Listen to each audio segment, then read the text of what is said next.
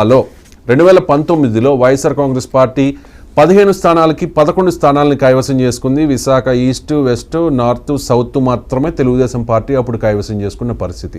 కానీ ఈ ఎన్నికల్లో 2 స్థానాలకు మాత్రమే పరిమితమైంది. అరకు అలాగే పాడేరు ఎస్టీ రిజర్వ్ నియోజకవర్గాలు. ఈ 2 స్థానాల్లో మాత్రమే వైఎస్ఆర్ కాంగ్రెస్ పార్టీ గెలిచిన పరిస్థితి. అంటే మొత్తం 13 స్థానాల్లో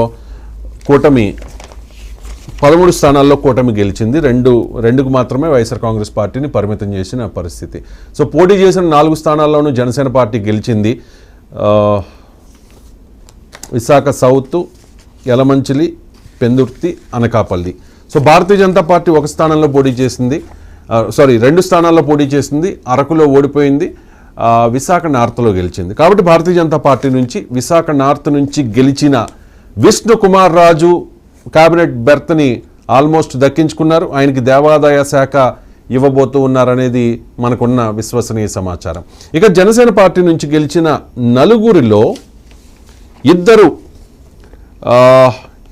క్యాబినెట్ ఎక్స్పెక్ట్ చేస్తున్నారు, మంత్రి పదవి ఎక్స్పెక్ట్ చేస్తున్నారు. ఒకటి పెందుర్తి నుంచి గెలిచిన పంచకర్ల రమేష్ బాబు, సీనియర్ ఎమ్మెల్యే.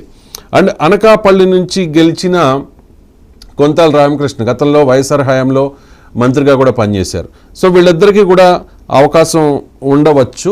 ఒకసారి మిగిలిన పార్టీల నుంచి, అంటే ప్రధాన పార్టీ తెలుగుదేశం పార్టీ నుంచి కూడా విశాఖ జిల్లాలో ఎవరెవరు బరిలో ఉన్నారు అనేది ఒకసారి చూద్దాం. భీమిల్లో మాజీ మంత్రి అవంతిని ఓడించిన గంటా శ్రీనివాసరావుకి అవకాశం దక్కవచ్చు.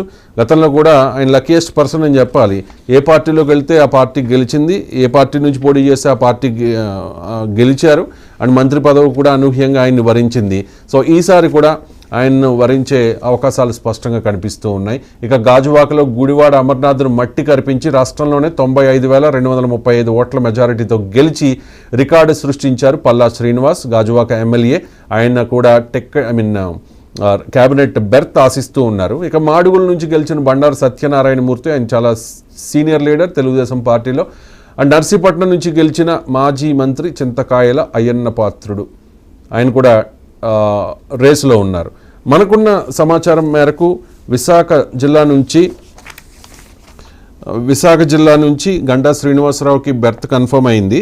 దాంతోపాటు అయ్యన్న పాత్రుడికి కూడా బెర్త్ కన్ఫర్మ్ అయింది.